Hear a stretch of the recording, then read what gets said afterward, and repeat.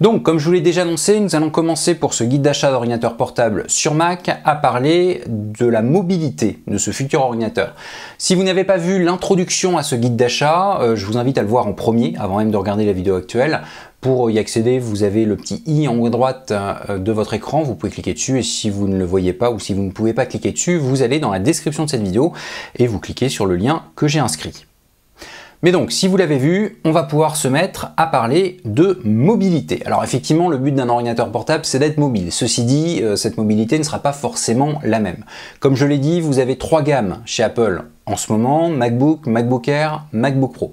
Bon, clairement, le MacBook, il a été conçu par Apple pour les personnes qui bougent sans arrêt. Il est extrêmement fin, il est très léger, il fait moins d'1 kg. Donc le but, c'est vraiment de bouger beaucoup. Si vous me dites que vous n'allez pas bouger beaucoup, je ne vois même pas pourquoi vous envisageriez d'acheter un MacBook. Ça n'aurait aucun sens dans ces cas-là, parce qu'évidemment, s'il est beaucoup plus fin, beaucoup plus léger que d'autres Macs, il aura des inconvénients, ou plutôt il aura des contreparties pour être aussi fin ou aussi léger. J'aborderai ces contreparties plus tard au niveau connectique, au niveau puissance, mais dans tous les cas, si vous devez avoir quelque chose d'extrêmement léger parce que vous bougez beaucoup, le MacBook peut être un très bon choix. Alors évidemment, vous pouvez remarquer que les deux autres machines, MacBook Air ou MacBook Pro, surtout le MacBook Pro 13 pouces, ne sont pas extrêmement lourds.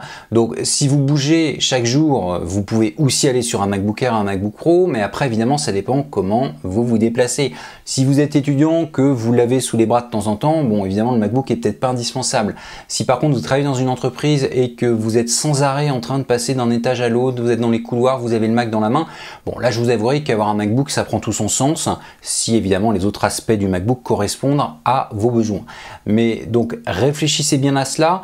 Le MacBook Air, lorsqu'il avait été créé par Apple, son but était d'être le plus léger possible, sauf que le MacBook Air, la toute première version du MacBook Air, qui était beaucoup moins performante que celle-ci, est sortie en 2008. Bon depuis 2008, Apple a fait beaucoup de progrès et a pu inventer le MacBook.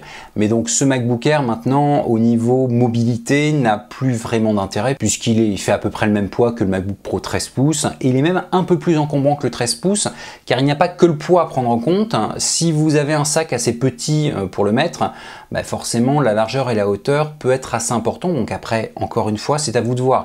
Bien entendu, dans toutes les vidéos de ce guide d'achat, je ne vais pas pouvoir deviner ce que vous, personnellement, avez besoin. Je vous donne des pistes. Après, c'est à vous, évidemment, de les adapter à vos besoins. Mais donc, le MacBook, on bouge beaucoup. Si vous ne devez pas bouger énormément, le MacBook n'a pas d'intérêt. Le MacBook Air et les MacBook Pro 13 pouces sont à peu près équivalents en poids, mais il y en a un qui est un peu plus encombrant que l'autre. Pour le MacBook Pro 15 pouces, un petit peu à part, puisque évidemment il est plus lourd et plus encombrant que les MacBook Pro 13, que les MacBook Air ou que les MacBook qui font 12 pouces en écran. Mais le MacBook Pro 15 pouces, pour un écran 15 pouces, reste quelque chose de très léger. Donc après, est-ce que vous avez besoin d'aller sur un écran plus grand? Mais ça, c'est une autre question que j'aborderai dans une prochaine vidéo. J'ouvre une parenthèse importante pour le MacBook Pro 15 pouces. Pour l'instant, je vous parle des Macs qui ont été mis à jour il y a quelques mois. Mais sachez qu'Apple vend encore un ancien modèle de MacBook Pro 15 pouces. Donc c'est un Mac qui était sorti en 2015, qui est toujours d'actualité au niveau performance, on en parlera plus tard, mais par contre qui était un petit peu plus lourd que le MacBook Pro 15 pouces actuel. Donc à prendre en compte. Pour toutes les personnes qui vont bouger beaucoup, l'ancien 15 pouces n'a absolument aucun intérêt à mes yeux. Bon, si Apple le vend encore, ce modèle, c'est évidemment pas pour le côté poids, c'est pour des choses que j'aborderai tout à l'heure. À savoir que les nouveaux MacBook Pro ont une connectique actuelle, mais qui est du coup différente de celle que l'on utilisait il y a encore 1 ou 2 ans. Et évidemment, celui d'il y a 1 ou 2 ans était un peu moins cher, donc ça permet d'avoir un ticket d'entrée sur un 15 pouces moins important. Mais donc tout ça, je vais en parler après. Gardez à l'esprit que l'ancien MacBook Pro 15 pouces qui est toujours en vente est quand même beaucoup plus encombrant que ce qui se fait sur les MacBook Pro 15 pouces Touch Bar et évidemment beaucoup plus encombrant que les 13 pouces ou 12 pouces des autres gammes.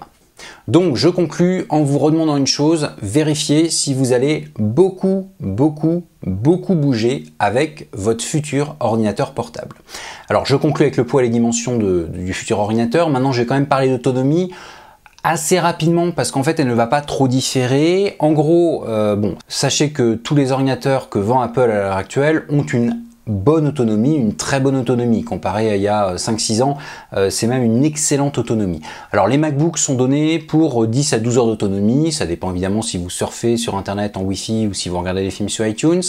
Les MacBook Air sont donnés pour 12 heures d'autonomie et les MacBook Pro sont donnés pour 10 heures d'autonomie.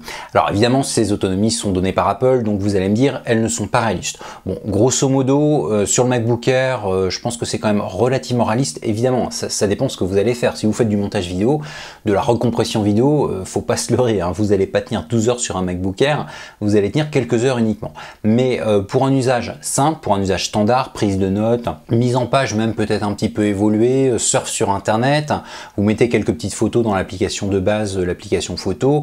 Bon, pour tout cela, on n'est pas très loin du compte à mon avis. Pour le MacBook, 10 à 12 heures, on n'est pas trop loin du compte aussi, je pense, donc je pense qu'au moins 8 heures, 8-9 heures, ça doit tenir sans trop de problème pour un usage simple.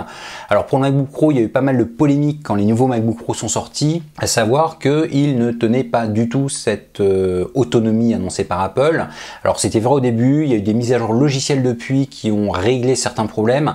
Maintenant, ayant un MacBook Pro depuis quelques mois, je pense qu'Apple a été un petit peu trop optimiste en annonçant ces 10 heures d'autonomie comparé aux 12 heures qu'ils annoncent sur le MacBook Air. Mais ceci dit, vous restez sur une autonomie très correcte. Si vous êtes étudiant, vous pouvez évidemment tenir toute la journée sans problème. Alors évidemment, si vous êtes étudiant graphiste et si vous avez des gros calculs à faire, pas forcément. Mais si c'est pour la prise de notes, pour rentrer vos cours, vous tiendrez la journée. Il ne faut pas oublier une chose importante. Si votre ordinateur tient par exemple 9 heures en autonomie complète, eh bien, certes, si vous tapez pendant 9 heures, vous pouvez l'utiliser pendant 9 heures.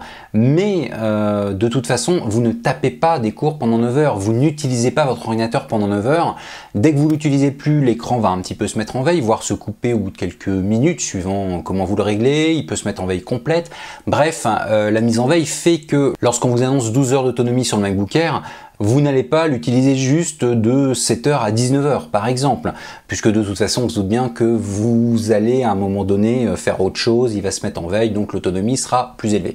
Mais donc de façon générale, même si le MacBook Pro a à mon avis une autonomie inférieure aux autres, je pars du principe que pour un usage standard, toutes ces gammes de Mac portables vendues en ce moment permettent de tenir la journée pour un usage, encore une fois, standard. Donc pour l'autonomie, vous pouvez réfléchir un petit peu à cela, mais pour moi cette vidéo doit vous montrer que vous allez soit éliminer le MacBook de votre futur choix d'achat, soit vous allez au contraire le mettre dedans parce que c'est l'un des rares qui va vous permettre de pouvoir bouger autant sans être embêté par le poids de l'appareil.